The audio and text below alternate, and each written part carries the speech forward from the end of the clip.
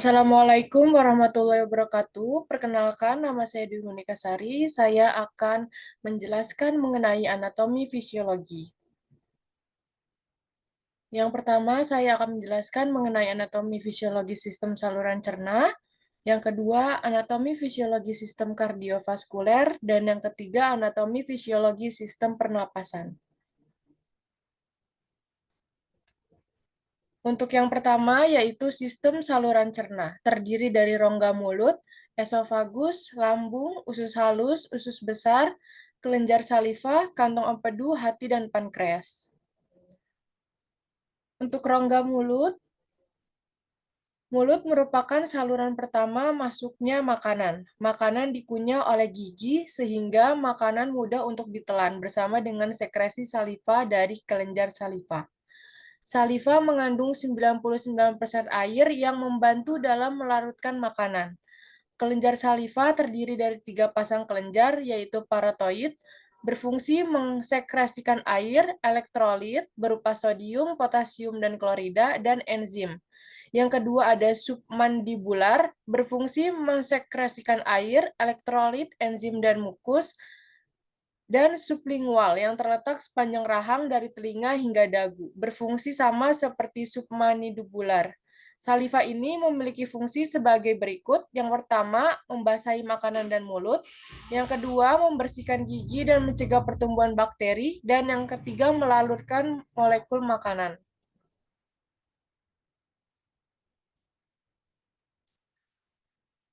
Yang kedua ada esofagus. Esofagus ini merupakan saluran yang menghubungkan antara rongga mulut dengan lambung. Pada ujung saluran esofagus setelah mulut terdapat daerah yang disebut faring.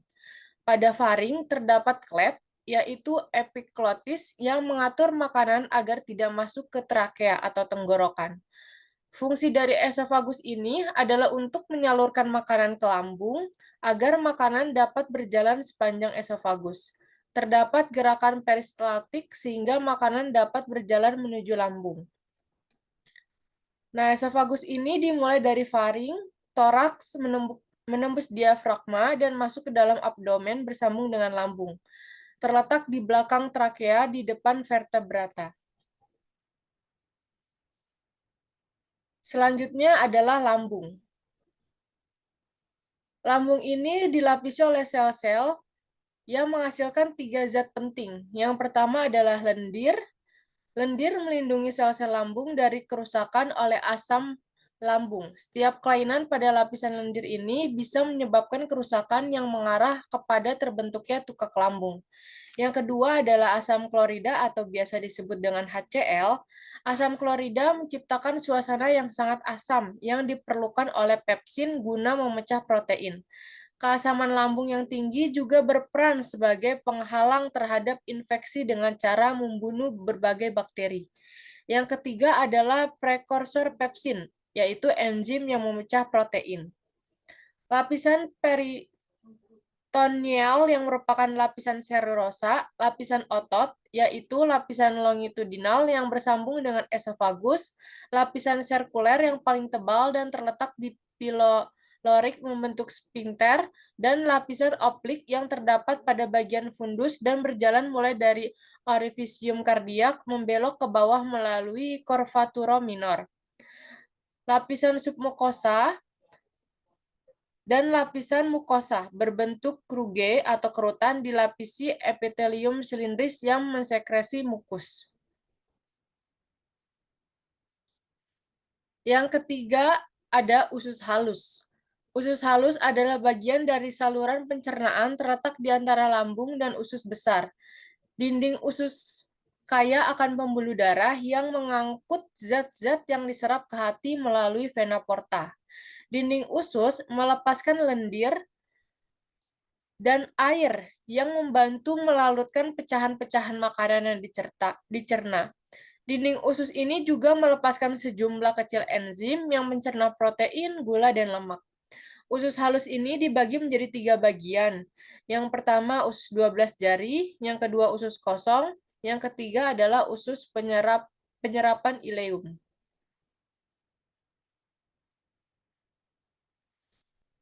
Selanjutnya adalah Usus besar.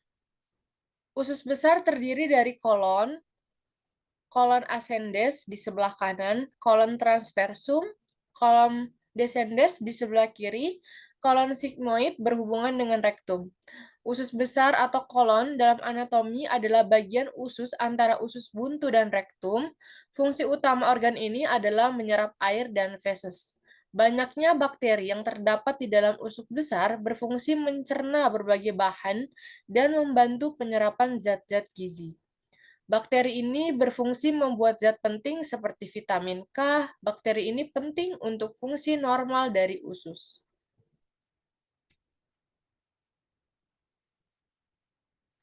Selanjutnya adalah kantong empedu.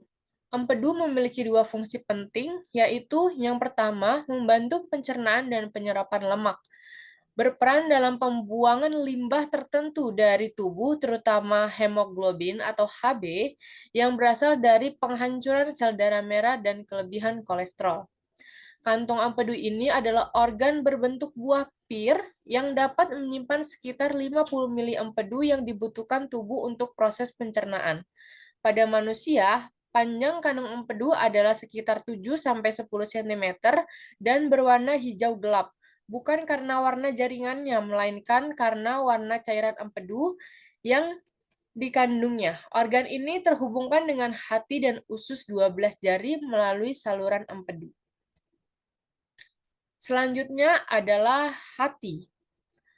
Hepar atau hati merupakan organ terbesar dalam rongga abdomen. Hepar terletak pada bagian superior dan rongga perut. Terletak pada regio hipokondrium kanan, epigastrium dan terkadang bisa mencapai regio hipokondrium kiri. Hepar dilapisi oleh kapsula fibrosa perivaskularis yang disebut kapsula Gleason. Organ ini memainkan peran penting dalam metabolisme dan memiliki beberapa fungsi dalam tubuh, termasuk penyimpanan glikogen, sintesis protein plasma, dan penetralan obat. Dia juga memproduksi bile yang penting dalam pencernaan. Secara garis besar, hepar dibagi menjadi 4 lobus. Yang pertama adalah lobus dextra, yang kedua adalah lobus sinistra, lobus caudatus, dan yang terakhir adalah lobus quadratus.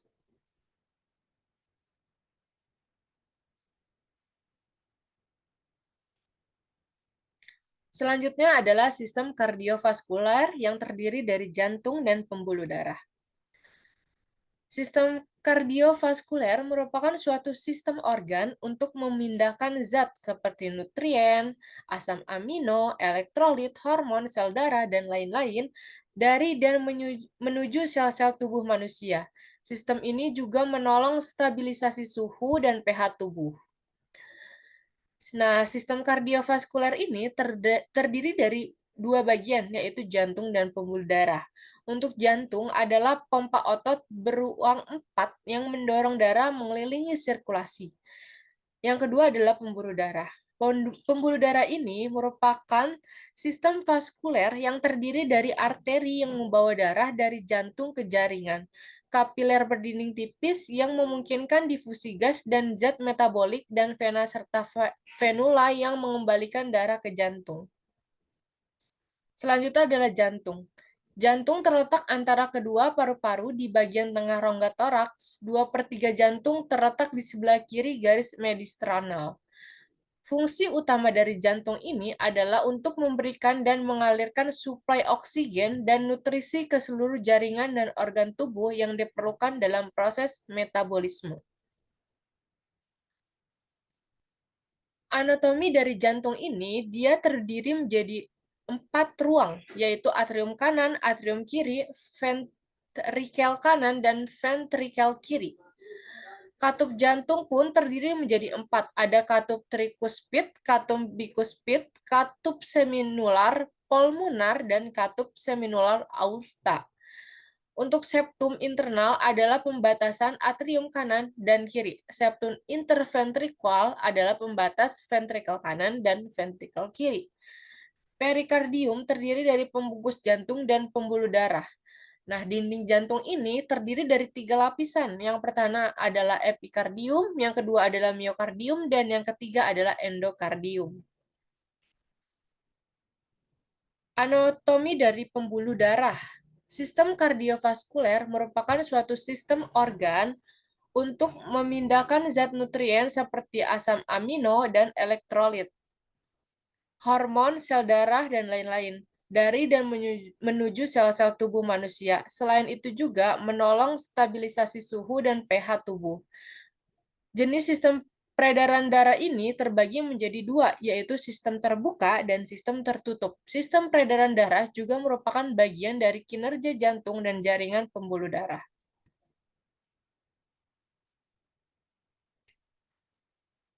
Siklus jantung dan katup jantung.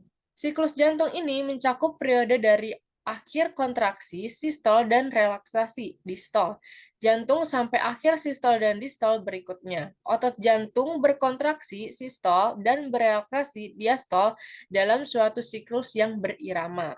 Sedangkan katup jantung berfungsi mempertahankan aliran darah searah melalui bilik-bilik jantung. Setiap katup merespon terhadap perubahan tekanan. Katup-katup terletak sedemikian rupa sehingga mereka membuka dan menutup secara pasif karena perbedaan tekanan serupa dengan pintu satu arah. Katup jantung dibagi dalam dua jenis, yaitu katup atrioventrikuler dan katup seminular. Aliran darah dalam jantung terbagi menjadi dua, yaitu aliran diastol dan aliran sistol. Tekanan darah pada saat jantung ventrikel mengembang dan darah mengalir ke dalam jantung disebut diastol. Diastol ini merupakan tekanan darah karena jantung memasukkan darah. Selanjutnya adalah aliran darah sistol. Tekanan darah saat jantung atau ventrikel berkontraksi sehingga jantung mengempis dan darah dipompa keluar dari jantung disebut aliran darah sistol. Sistol ini merupakan tekanan darah karena jantung memompa darah keluar. Bagi seseorang manusia dewasa dalam keadaan istirahat dengan denyut nadi sekitar 75 denyutan per menit dengan memompa kira-kira 5 liter darah, satu siklus jantung sempurna memerlukan waktu sekitar 0,8 detik. Kecepatan denyut jantung setiap orang berbeda, tergantung dari usia, jenis kelamin, berat badan, kesehatan, dan aktivitas. Selanjutnya adalah sistem pernapasan, yang terdiri dari hidung, rongga hidung, sinus prasanal, dan faring.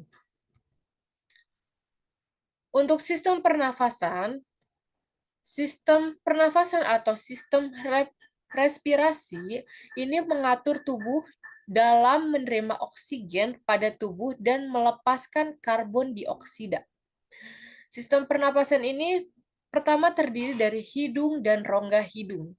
Nah, hidung merupakan saluran udara yang pertama mempunyai dua lubang vakum nasi dipisahkan oleh sekat hidung atau septum nasi. Di dalamnya terdapat bulu-bulu yang berguna untuk menyaring udara, debu, dan kotoran yang masuk ke dalam lubang hidung. Hidung ini terdiri dari kavital nasal, adalah sepasang ruang pada tulang wajah dari tengkorak. Kemudian udara itu masuk melalui hidung ke dalam cavitas nasalis. Hidung ini terbuat dari 5 buah tulang rawan yang besar. Rambut hidung tumbuh untuk menyaring udara. Di dalam hidung terdapat tulang makila dan platine yang membentuk dasar cavitas nasalis. Atap hidung dibentuk oleh ethmoidos dan subhenoid. Selanjutnya adalah sinus prasanal. Sinus prasanal merupakan rongga berisi udara yang berbatasan langsung dengan rongga hidung. Sinus prasanal dibagi menjadi dua kelompok, yaitu anterior dan posterior. Sinus maksila, sinus frontal, dan sinus ethmoid anterior merupakan kelompok anterior dan ostium dari sinus-sinus ini terletak di dalam meatus media.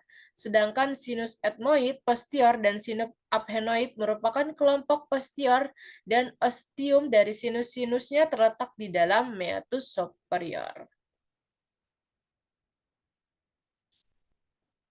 Selanjutnya adalah faring. Faring ini adalah penghubung hidung dengan laring dan trakea. Terdiri dari konea, nasofaring, arofaring, dan laringofaring. Terdapat tuba estasium, yaitu saluran yang menghubungkan saluran pernapasan dengan saluran pendengaran. Epofaring adalah persimpangan saluran pernafasan dan pencernaan. Dibentuk oleh tulang rawan. Fungsi dari paring ini adalah membawa udara antara rongga hidung dan laring. Sebagai filter, dapat menghangatkan, melembabkan udara yang dihirup, jalan terusan untuk makanan dari mulut ke kerongkongan, serta menyetarakan tekanan udara dengan telinga tengah. Untuk selanjutnya adalah mekanisme pernafasan. Ventilasi adalah proses masuk dan keluarnya udara. Akibat adanya gerakan kosta dan diafragma menyebabkan terjadinya perbedaan tekanan darah. Tenaga yang mengalirkan udara sehingga menurunkan diafragma ke bawah dan membesarkan rongga dada. Mekanisme menarik nafas yang pertama adalah rongga dada membesar dan diafragma ditekan. Akibatnya eh, akibatnya rongga dada kecil. Udara sekitar tekanannya tetap. Udara di dalam paru-paru tekanannya kecil. Akibatnya udara masuk ke dalam paru-paru. Ya, ini adalah gambar dari mekanisme inspirasi dan mekanisme ekspirasi yang akan dilanjutkan selanjutnya.